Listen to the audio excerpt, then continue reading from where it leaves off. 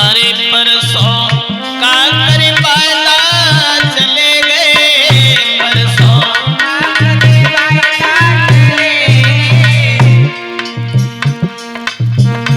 रोती यशोदा मैया बताओ दो, रोती यशोदा मैया बताओ, रोती यशोदा मैया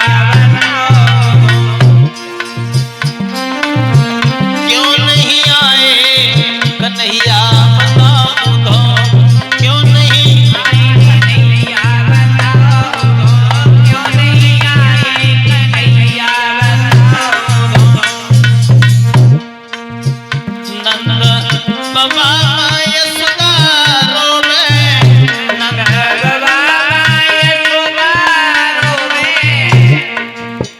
रोवे खड़े गोप गैया बताओ दो, रोवे खड़े गोप गैया बताओ दो, रोवे खड़े गोप गैया बताओ दो, क्यों नहीं आए कन्हैया बताओ दो, क्यों नहीं आए कन्हैया बताओ दो, क्यों नहीं आए कन्हैया बताओ दो।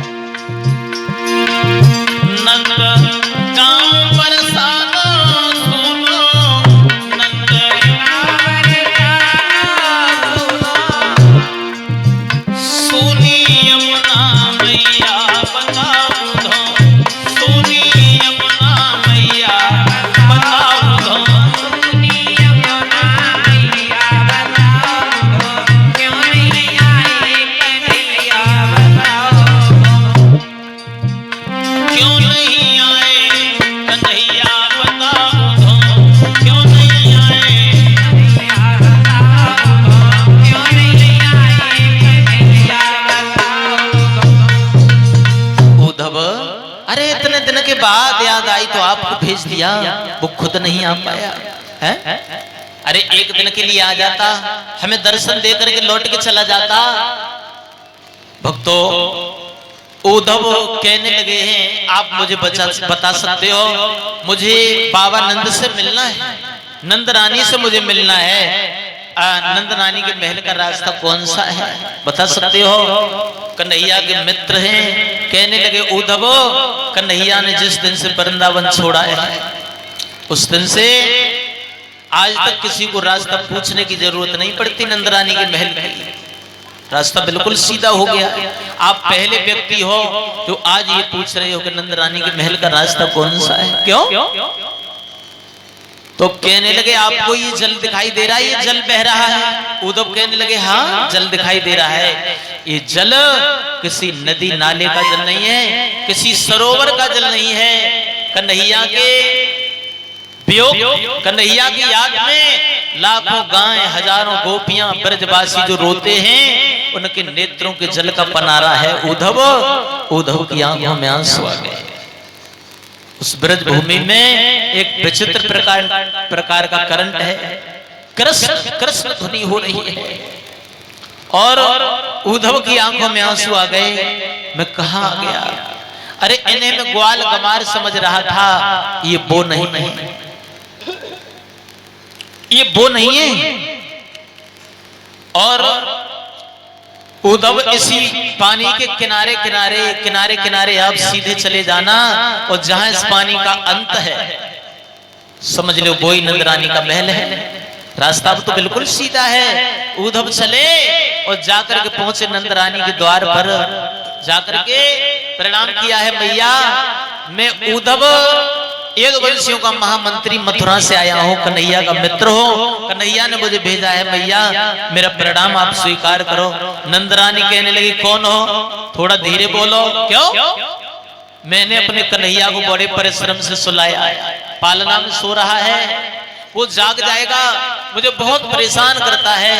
कबो माखन मिश्री मांगे, कबो चंदा मांगे, कबो बहू मांगे, मैं परेशान हो जाती हूँ। उद्धव कहने लगे मैया कन्हैया ने मुझे भेजा है, मथुरा में छोड़ के आया हूँ। यशोदा कहने लगी नहीं, मेरे कन्हैया कभी मुझे छोड़ के कहीं नहीं जाता है। नंद रानी का क्या हाल हो गया है। भोजन की थाली कोई रख देता है, 10-10 दिन तक विराजती रहती है। और कानों की श्रवण शक्ति कम हो गई है, नेत्रों की ज्योति कमजोर हो गई है नंद रानी की। तो मैया मुझे लाला के दर्शन करा सकती हो पालना में? हाँ उद्धव आओ मेरे साथ। पालना के पास जब पड़ी है, यशोदा धड़ाम से पछाड़ खा के गिर पड़ी। मेरे कन्हैया को तो कितने वर्ष हो गए यहाँ से गए हुए, मैं कितनी पागल हूँ। उद्धव मेरा ये वही आंगन है जिस आंगन में मैंने अपने कन्हैया को उंगली पकड़ के चलना सिखाया था। ये वही आंगन है उद्धव, जो इस आंगन में मेरो कन्हैया एक दिन हाथ में माखन रोटी लेके खा रहे हो, एक कौआ उड़ता हुआ आया, मेरे लाला के हाथ से माखन रोटी छीन के ले गया। मेरो कन्हैया मचल गयो जा आंगन में, मैं तो बाही रोटी को लूंगा, चाहे उस कौआ से मुझे एक कही क्यों ना करना पड़े। उद्धव आज बिल्कुल सोना पड़ा है। परसों की कह के चला गया, बरसों बीत गए, लौट के नहीं आया। बाबा नंद आए हैं, बाबा नंद के साथ बैठ करके सारी रात वार्ता हुई है। इधर उधर की घुमा फेर के पूछ रहे हैं मथुरा में सब कुशल हैं। अब तो सब कुशल होंगे, क्योंकि कंस रूपी जो कैंसर था उसे मार दिया कन्हैया। अब तो सब सुखमय जीवन बिता रहे होंगे। लेकिन सीधे सीधे ये नहीं पूछा बाबा नंद ने कि मेरो लाला ठीक है। क्यों? बात करते करते कहीं गला नहीं रुक जाए, कंठ अवरुद्ध नहीं हो जाए, वाणी मौन हो जाएगी। घुमा फेर के बाबा नंद बात कर रहे हैं। अब उद्धव की समझ में ये नहीं आ रहा कि मैं इन्हें उपदेश करूं तो करूं कहां से है? अगर मैं ये कहूं कि वो कन्हैया ब्रह्म है, परमात्मा है, उसे भूल जाओ, तो भी ये उचित नहीं रहेगा। क्यों? किसी का पागल बेटा हो किसी माता पिता का, और वो पागल बेटा अगर कहीं खो जाए, घर से कहीं चला जाए, तो उसके माता पिता से पूछो उन्हें कैसा लगता है। उनके लिए वो भी लाडला होता है। तो ये भी उचित नहीं रहेगा, समझ में नहीं आता। उद्धव कहने लगे बाबा जिस कन्हैया को तुम अपना पुत्र समझते हो वो तो ब्रह्म है, श्री कृष्ण। बाबा नंद कहने लगे हैं उद्धव वो बात हम भूले नहीं है, जो कन्हैया ने बड़े बड़े संकटों से हमारी रक्षा की थी, हमें बड़े बड़े संकटों से बचाया था। 5 दिन की उम्र में मेरे लाला ने पूतना का वध कर दिया, सकटासुर मार दिया, तृणामृत मार दिया, अनेकों राक्षस मार दिए, और काली नाग को नाथ के भगा दिया। आग लग गई, मेरे लाला ने अग्नि का पान कर लिया, हम ब्रजवासियों की रक्षा की। इंद्र ने 7 दिन तक वर्षा की थी, मेरे लाला ने 7 वर्ष की अवस्था में गिरिराज पर्वत को 7 दिन और 7 रात धारण किया था है? और तू ये कहता है कि हम उस कन्हैया को भूल जाएं? कैसे भूल जाएं? और फिर भगवान जैसे पुत्र को हम कैसे भूल सकते हैं? उद्धव सारी रात बैठ के वार्ता होती रही है, और बाबा नंद ने ये कहा है उद्धव एक बार हमारे कन्हैया से जाकर कह देना, वो एक बार हमें दर्शन दे करके फिर लौट के मथुरा चला जाए, एक दिन दिखाई दे जाए हमें।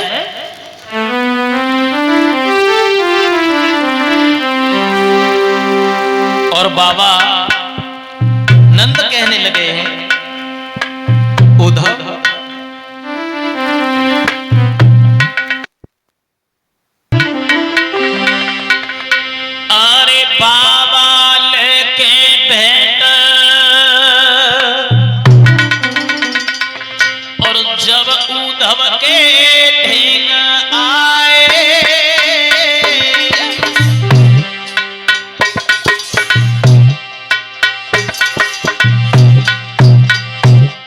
और हिल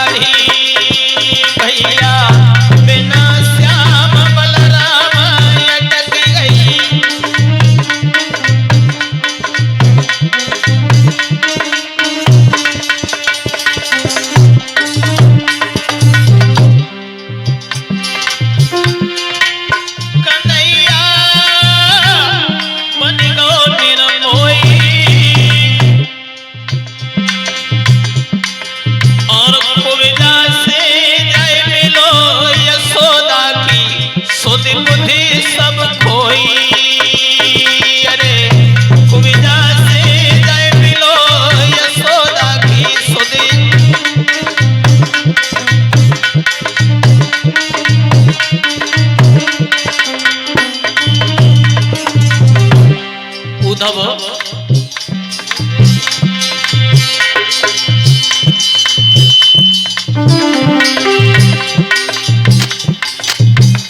एक बार जाकर के समझा देना, एक दिन हमें दर्शन दे करके फिर लौट चला जाए। श्याम को तू तो समझइयो, निकले के बेटा दर्शन लौट तुमा मथुरई रे जइयो, निकले के बेटा दर्शन लौट तुमा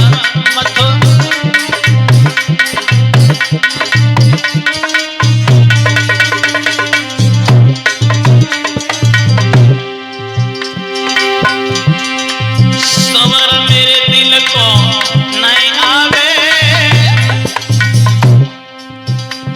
शायद कितनो है जय पैर बखत सुधे अपने गिरे आवे, भैया कितनो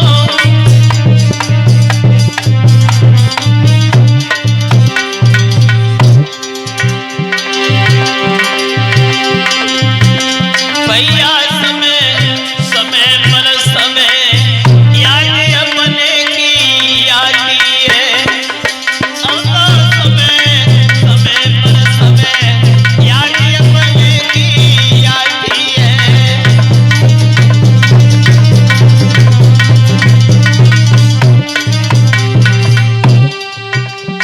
अपने की आती है, याद अपने की आती है,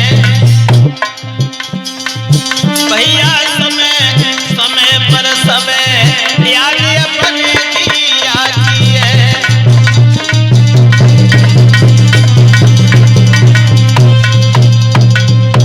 सारी रात बैठ के वार्ता हुई है।